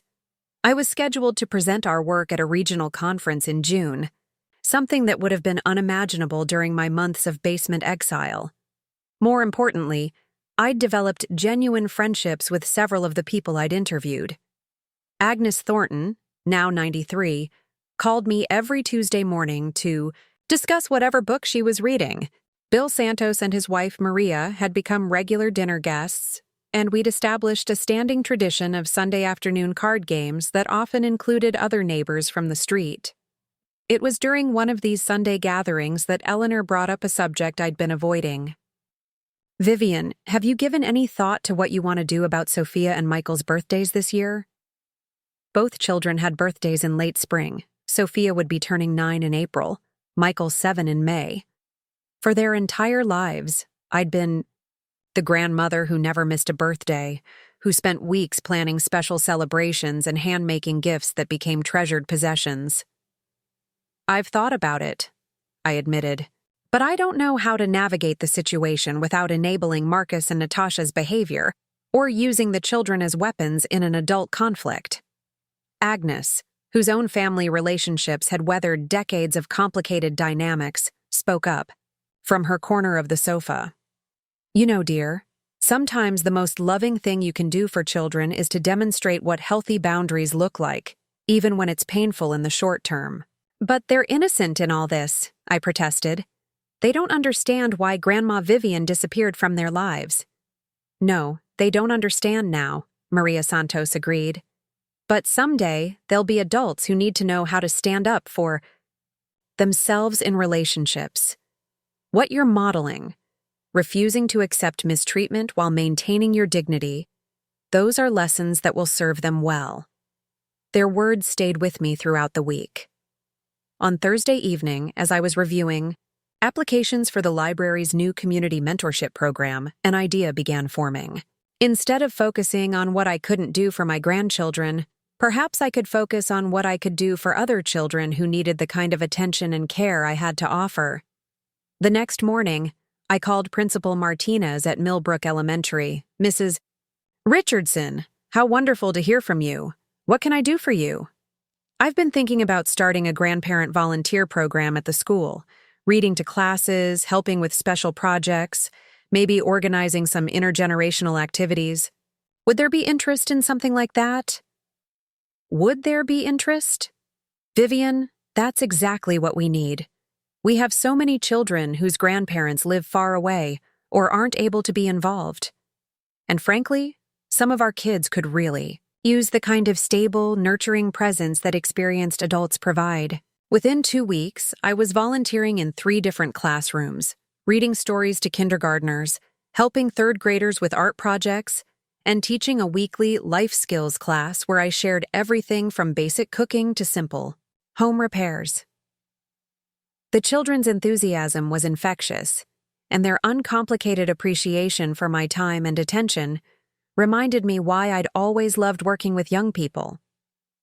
One little girl, Emma Chen, reminded me particularly of Sophia.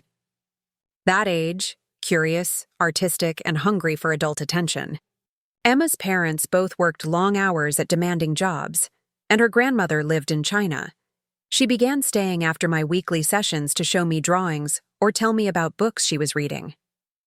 "Mrs. Vivian," she said one afternoon as we cleaned up art supplies, "do you think my picture is good enough to hang on a refrigerator?" "Emma, that picture is beautiful enough to hang in a museum. Why do you ask?" "My mom and dad are always too busy to look at my artwork. They just say, 'That's nice, honey,' and put it in a pile. I want someone to really see it." I knelt down to her eye level and studied her drawing carefully. A detailed illustration of a garden with every flower meticulously colored and labeled. I see a little girl who pays attention to details and takes pride in her work. I see someone who loves nature and isn't afraid to use bright colors. And I see an artist who put thought and care into every part of this picture. Emma's face lit up like Christmas morning. "Really? Really. In fact, would you like me to frame this and hang it in the library? We have a children's art gallery wall, and this would be perfect for it." That afternoon, watching Emma's excitement about her artwork being displayed publicly, I realized something profound. The love and attention I'd been saving for my biological grandchildren didn't have to go unused. There were children everywhere who needed what I had to offer, and they would value it in ways that Marcus and Natasha had taught Sophia and Michael to take for granted. The revelation was both liberating and healing. I wasn't just the grandmother of 2 specific children. I was someone with the capacity to nurture and encourage any child who needed it. In May, around the time of Michael's 7th birthday, I received an unexpected phone call. The caller ID showed a number I didn't recognize, but when I answered, a small voice said, "Grandma Vivian? Sophia? Hi, Grandma. I borrowed Mommy's phone when she was in the bathroom. I wanted to call you because it's almost my birthday and I miss you." My heart clenched. "Oh, sweetheart, I miss you too. How are you doing?" "We're still living with Grandma Patricia, and she's really mean.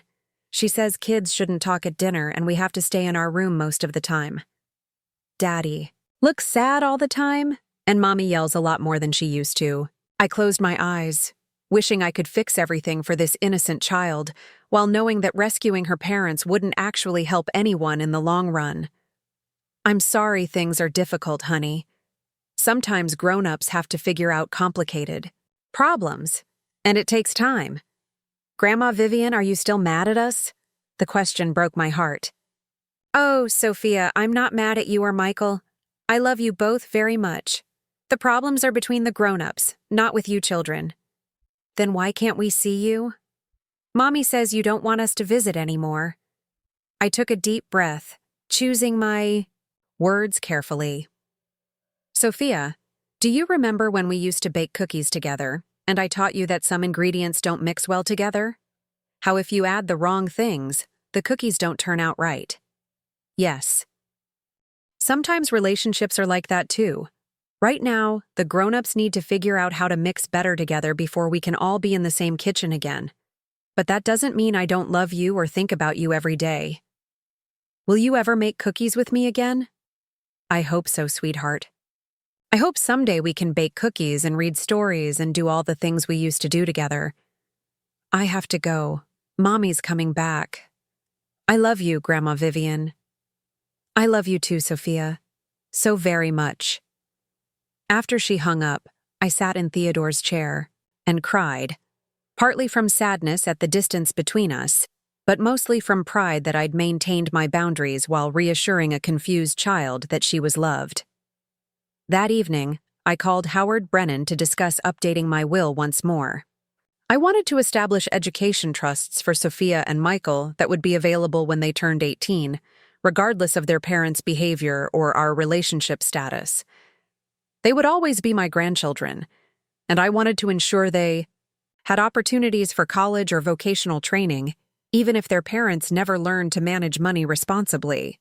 "That's very generous, Vivian," Howard said after reviewing my instructions, "and very wise to structure it so the funds can't be accessed or influenced by Marcus and Natasha. Those children didn't choose their parents' behavior. They shouldn't be punished for it. But they also shouldn't be used as leverage against me." The summer brought new developments. The library's community programs had attracted attention from the State Department of Aging, which offered us a grant to expand our services to isolated seniors. I was asked to lead the initiative, which would involve hiring and training a team of community volunteers to provide everything from technology assistance to grocery shopping for elderly residents. The irony wasn't lost on me. I was being paid to coordinate exactly the kind of support I desperately needed during my own period of isolation, when my own family was too absorbed in their own needs to notice my declining well-being. The program launch was scheduled for September, coinciding with the first anniversary of my property deed revelation. As I planned the kickoff event, I reflected on how completely my life had transformed in 12 months. A year ago, I'd been eating microwave dinners alone in a basement, forbidden from using my own kitchen or dining room, treated like an unwanted, burdened by the people I'd sacrificed everything to help. Now I was managing multiple professional projects, hosting regular dinner parties, maintaining meaningful friendships, and using my skills to improve other people's lives. The woman who had once begged not to be thrown out of her own house was now the same woman whose expertise was being sought by state agencies and whose home had become a gathering place for people who valued her company.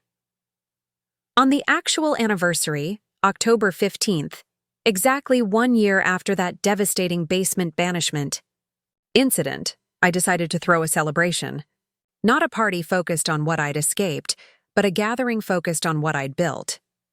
I invited everyone who had become important to my new life: Eleanor and Jim, Agnes Thornton, the Santos family, Sarah Chen, and several library colleagues, volunteers from the community center, and even some of the children from my school program along with their parents. As I prepared the menu, I deliberately included the dish that had started everything: creamy mushroom casserole. But this time, I was cooking it for people who would appreciate both the flavor and the care that went into making it. During dinner, as I looked around my dining room table, extended with every leaf and borrowed chairs to accommodate everyone, I realized that this was what family actually looked like. Not people who shared your DNA and treated you terribly, but people who chose to value your presence and contributions to their lives. Eleanor stood up during dessert to offer a toast. To Vivian Richardson, who taught us all that it's never too late to choose dignity over dysfunction, self-respect over enabling, and real love over manipulation disguised as family obligation. As glasses clinked around the table and voices chorused, "Agreement," I felt Theodore's presence as strongly as if he were sitting in his old chair. He would have been proud of the woman I'd become through this ordeal, not bitter or broken, but stronger and clearer about what kinds of relationships were worth maintaining. After the last guest left that night, I sat in my peaceful living room with a cup of tea and the trust documents that had started my transformation.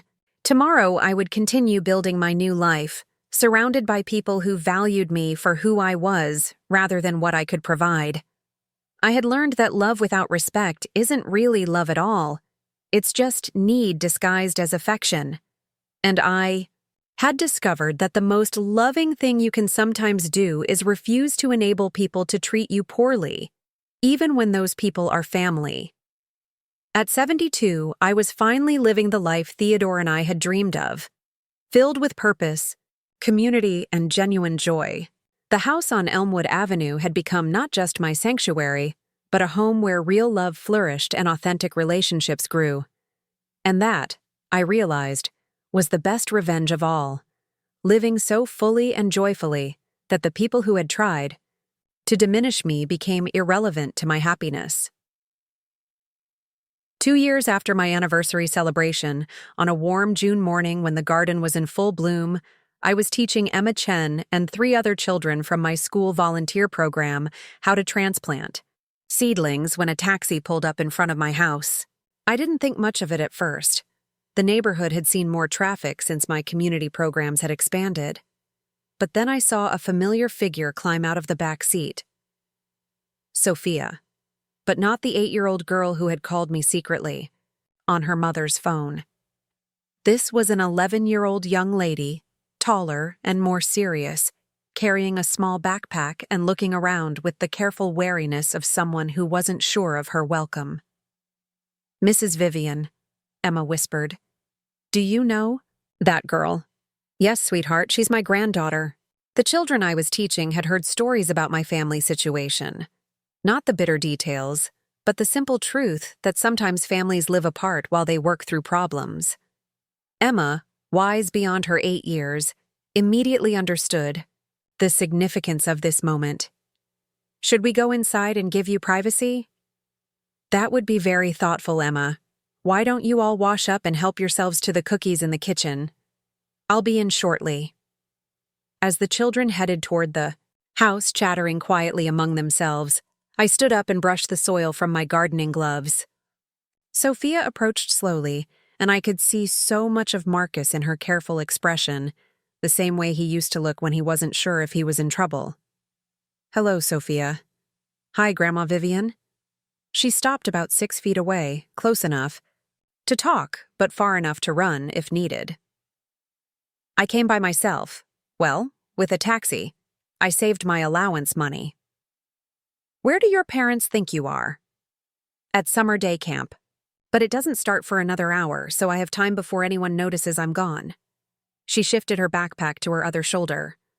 "I wanted to see if you were still real, or if I just imagined having a grandmother who actually cared about me." The words hit me like a physical blow, but I kept my expression calm.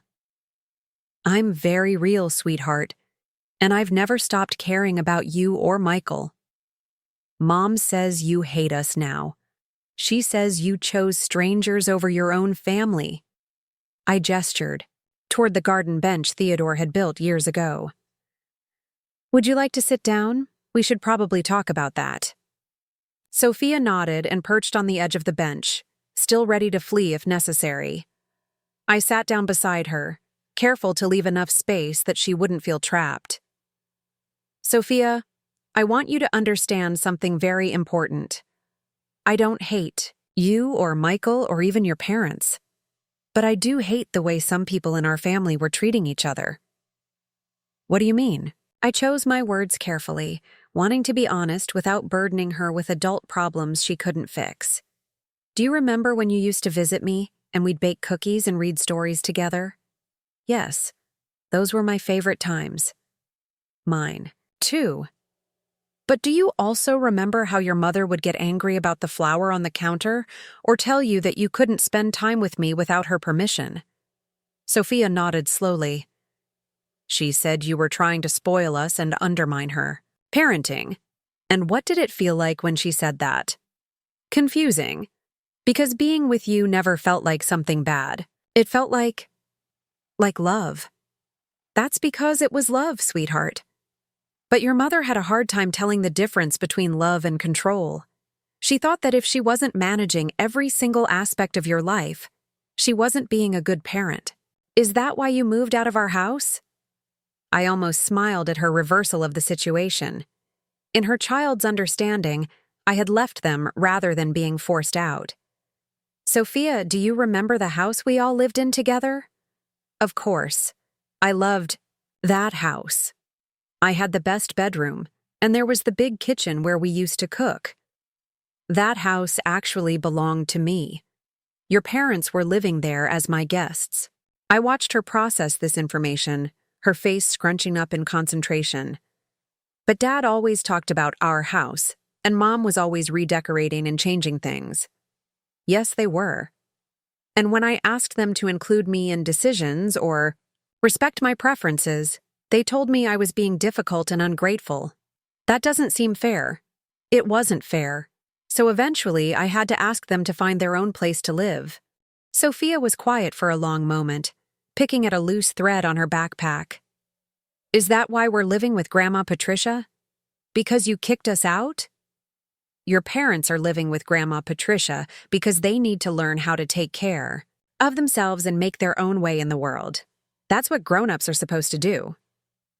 Grandma Patricia is mean. She makes us eat vegetables we don't like and won't let us watch TV after dinner, and she yells at Dad for leaving dishes in the sink. I bit back a comment about the irony of Marcus experiencing controlling behavior from an in-law.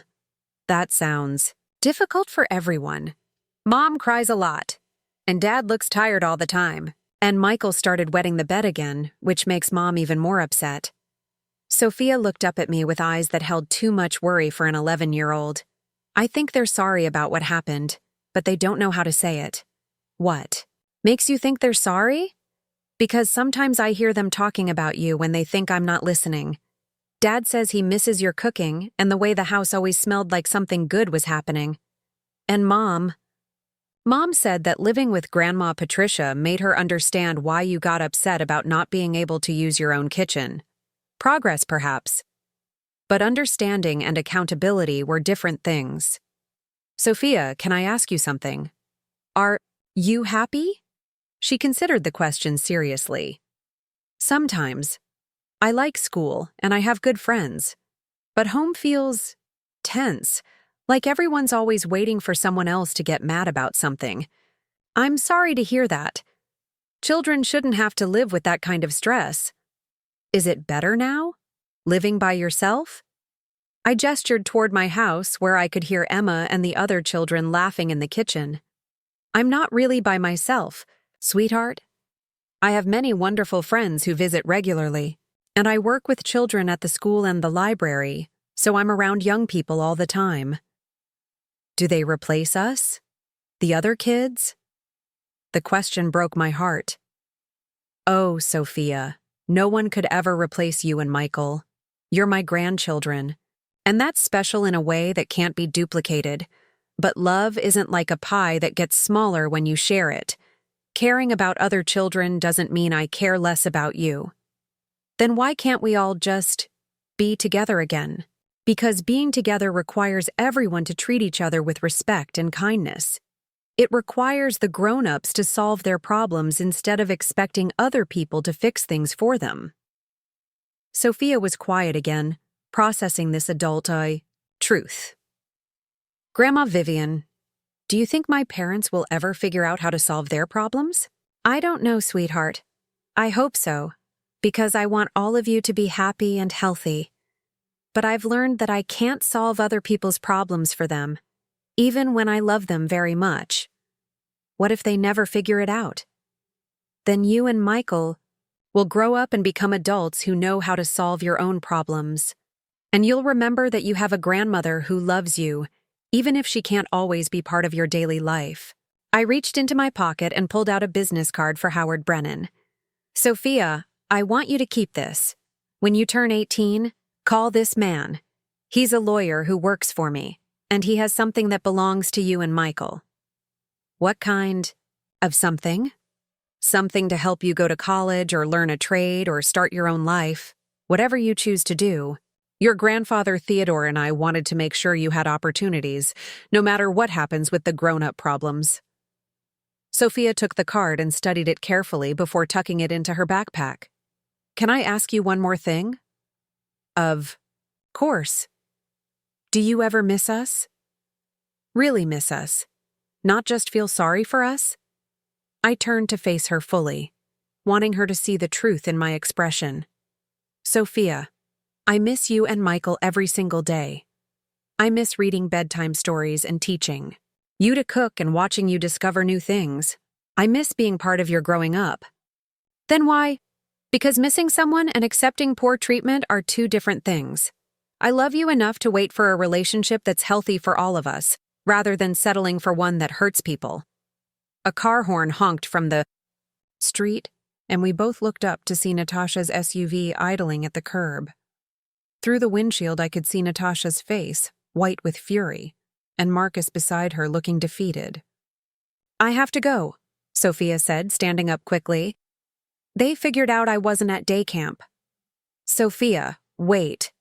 I stood up too and pulled a small wrapped package from my gardening basket. This was going to be your birthday present. I want you to have it. She took the package, our hands touching briefly, and I felt the same love I'd always had for this child, complicated now by circumstances, but unchanged in its essence. Will I see you again? I hope so, sweetheart. When you're ready, and when it can happen in a way that's healthy for everyone. She nodded and ran toward the car. I watched as Natasha got out and grabbed Sophia's arm, speaking in sharp, angry whispers that I couldn't hear but could easily imagine. Marcus looked toward my house briefly, and our eyes met across the distance. For just a moment, I saw something that might have been regret. Then they were gone, leaving me standing in my garden with dirt under my fingernails and tears on my cheeks. That evening, Eleanor came over for our weekly dinner, and I told her about Sophia's visit. That poor child, she said, shaking her head, carrying adult burdens at 11 years old. She's stronger than her father, I observed. She came looking for truth instead of just accepting what she was told. Do you think this changes anything?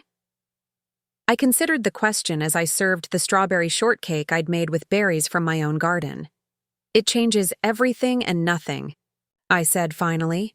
Everything, because now I know for certain that my grandchildren remember our love and miss it. Nothing, because their parents still haven't learned that love requires respect, not just need. And you're at peace with that? I looked around my dining room, where Emma's latest artwork hung on the wall next to photos of the community programs I'd helped build. Tomorrow, I would host the monthly book club meeting. Next week, I would present our oral history project to another interested community. My life was full of purpose and genuine relationships. Yes, I said, surprising myself with how true it felt. I'm at peace with it. I've learned that you can love people completely while still protecting yourself from their poor choices. And I've learned that the best gift you can give children like Sophia and Michael is to model what healthy boundaries look like, even when it's painful. That night, I updated my journal, a practice I'd started during my healing process, with thoughts about Sophia's visit. Today, my granddaughter reminded me why I made the choices I made, I wrote. She's growing up in chaos because the adults in her life never learned to solve problems, only to create them and expect others to fix them. She came looking for stability and truth, and I was able to give her both, not by rescuing her family, but by being a living example of what life looks like when you choose dignity over dysfunction. Theodore would be proud of the woman I've become through this trial. Not bitter, not broken, but clear about what kinds of relationships are worth maintaining and strong enough to wait for the right ones rather than settling for harmful ones. Sophia will be fine. She has her grandfather's intelligence and her grandmother's strength. When she's ready, she'll know how to find her way back to people who love her without trying to control her. Until then, I'll keep living fully, loving freely, and building the kind of life that makes me proud to be exactly who I am. Outside my window, the garden Theodore and I had planted together continued to grow and flourish, tended with love and patience, bearing fruit that nourished everyone who shared in its abundance, just like the life I'd finally learned to cultivate for myself. Up next, you've got 2 more standout stories right on your screen. If this one hit the mark, you won't want to pass these up. Just click and check them out.